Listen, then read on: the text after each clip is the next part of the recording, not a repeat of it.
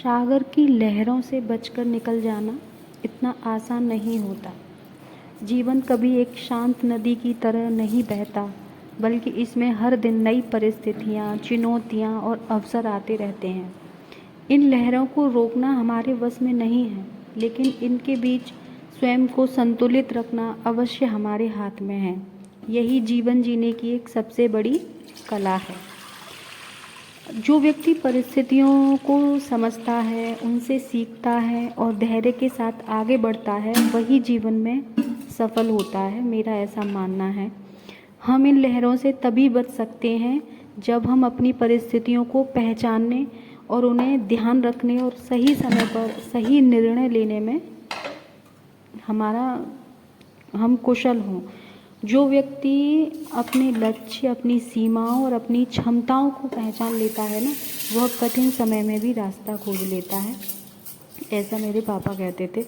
इसके विपरीत जो लोग अपनी निर्णय और भविष्य दूसरों के हाथों में सौंप देते हैं, वे धीरे धीरे अपनी पहचान खो बैठते हैं। वे केवल दूसरों के इशारों पर चलना सीखते हैं और अंततः दूसरों की सफलता का आधार बन जाते हैं। हर व्यक्ति अपने कर्म का स्वामी होता है। मेरा ऐसा मानना है कि हर व्यक्ति अपने कर्म का स्वामी होता है और अपने भविष्य का खुद निर्माता होता है। हमारे विचार, हमारा व्यवहार, हमारा काम, हमारा व्यक्तित्व का निर्माण करते हैं। दूसरों के प्रति सम्मान, समानता और सद्भाव का जो भाव हमारे जीवन को अर्थपूर्ण बनाता है। और ऐसा नहीं है, सभी चीज़ों को इंसान समझता है, बूझता है, फिर ही आगे बढ़ता है। जीवन एक गतिशील है और कभी किसी के एक चौराहे पर नहीं रुकता है। जीवन कभी किसी के लिए नहीं रुकता है, वह निरंतर चलता रहता है, चलता रहता है, चलता रहता है। इसमें दाएं बाएं मोड़ आते रहते हैं, लेकिन हमें अवसरों को पहचान कर निरंतर आगे बढ़ते रहना चाहिए। मंजिल को हमको आसान बनाना चाहिए। हमें ये सोचना चाहिए कि हम कितना अपनी मंजिल को आसान बना सकते हैं, कितना आसान तरीके से हम उसको जी सकते हैं, कितना साधारण हम अपने जीवन को जी सकते हैं। दिखावे में कुछ नहीं रखा है। एक दूसरे को देख के ईर्ष्या करना, जलन करना, ये सब बातें नहीं होनी चाहिए ज़िंदगी में। फिर भी भटकाव जीवन का एक स्वाभाविक पड़ाव है। कभी कभी ऐसा नहीं है कि किसी भी तरीके से किसी की ज़िंदगी में भटकाव ना आए। हर एक इंसान की ज़िंदगी में एक भटकाव ज़रूर आता है। एक पड़ाव ऐसा आता है जब वो उस दुराहे पर खड़ा होता है कि क्या सही है, क्या गलत है। लेकिन मेरा मानना है कि तब थोड़ा शांति से ही काम लेना चाहिए। भगवान हमको अच्छा रास्ता ज़रूर दिखाते हैं। कई बार यही भटकाव हमें नए अनुभव भी देता है। हम सीखते हैं चीज़ों से और सही दिशा का एहसास कराता है। हमको कौन सी दिशा में जाना चाहिए, ये एहसास हमें होने लगता है। इसीलिए ना कहते हैं कि कठिनाई और असफलताओं से घबराने की बजाय उनसे सीखना चाहिए। हमें कभी असफलताओं से घबराना नहीं चाहिए। कभी भी हमें डिसअपॉइंटेड नहीं होना चाहिए, कभी भी डीमोटिवेट नहीं होना चाहिए। इसके लिए कठिनाइयों और असफलताओं से घबराने की बजाय उनको जीना सीखना चाहिए, उनका सामना करना आना चाहिए। योगम कर्मसु कौशलम, आपने सुना होगा योगम कर्मसु कौशलम का संदेश हमें यही तो बताता है कि अपने कर्म को पूरी तन्मयता, निष्ठा और गंभीरता से करना ही हमारा मेन उद्देश्य जो है ज़िंदगी का, वो होना चाहिए। जो व्यक्ति अपने कर्तव्य और ईमानदारी और समर्पण के साथ निभाता है, वह कभी अपनी सही राह से नहीं भटकता और उस समय के बाद कुछ उसका जो व्यक्तित्व है ना, वो जो निखर के आता है, वो बहुत ही ज़्यादा अच्छा होता है। वो व्यक्तित्व उसका बहुत अच्छे से निखरता है। सब लोग देखते हैं, सब लोग पहचानते हैं। उसकी जो सफलता होती है उसके लिए नहीं, पूरे समाज, पूरे घर, पूरे जितने भी हमारे आसपास हमारे लोग रहते हैं ना, सबके लिए एक प्रेरणा बन जाती है, एक सीख बन जाती है। कभी भी परेशानियों को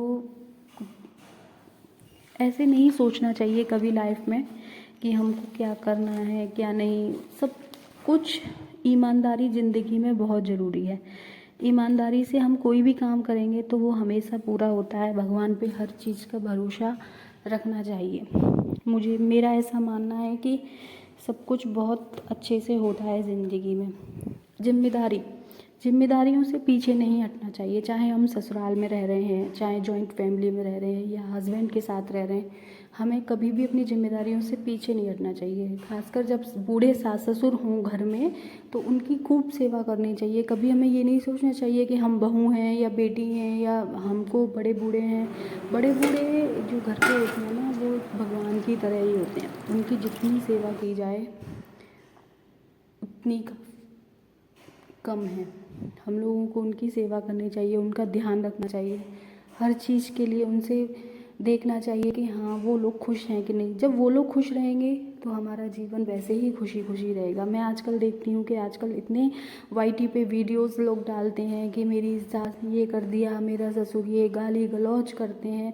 ऐसा नहीं होना चाहिए दोस्तों, सभी को समान मिलना चाहिए। जो घर में जो हमारे बुजुर्ग लोग होते हैं ना, उनका मन भी हमारे बच्चों की तरह होता है। वो 2 मिनट में तो खुश हो जाते हैं, 2 मिनट में उनको दुख हो जाता है। कोई भी चीज़ जैसे कि किसी को हमारे घर में जो बुजुर्ग होते हैं उनको कोई बीमारी होती है, जैसे किसी को शुगर है, किसी को अर्थराइटिस है, किसी को कुछ है, तो वो कुछ खाने के परहेज डॉक्टर वगैरह बता देते हैं। हम लोग अपनी तरफ से मना करते हैं।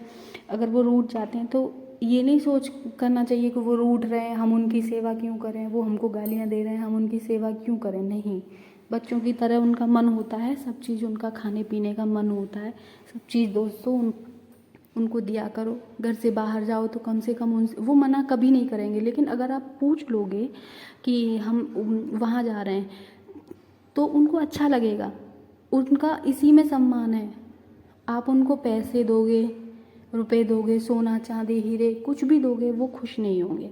जब आप उनसे एक बार ये पूछ लोगे ना, मम्मी हम बाहर जा रहे हैं, पापा हम बाहर जा रहे हैं, क्या आप हमको परमिशन दे रहे हो, उनकी सलाह लेके उनसे पूछ के हम बाहर जब जाएंगे तो उनको बहुत अच्छा लगेगा। उनका सम्मान इसी में है। किसी भी बुजुर्ग को ये अच्छा नहीं लगता है कि कोई भी उनसे बिना पूछे और घर से निकल जाए। ये सब नहीं होना चाहिए लाइफ में।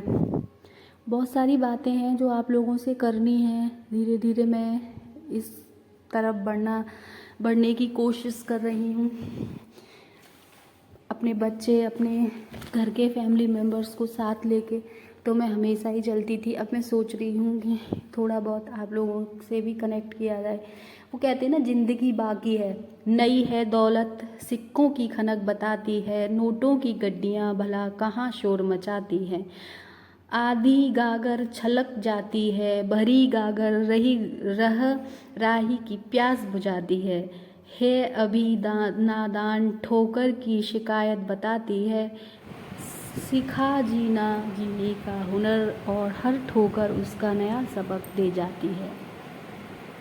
कमी है उड़ान में, अधूरी उड़ान बताती है, ऊंची उड़ानें हर ऊंचाई पार कर जाती है कोशिश में कमी हर हार बताती है, कोशिश हो पूरी तो दुनिया बदल जाती है। कम है समय चिंता यही बताती है।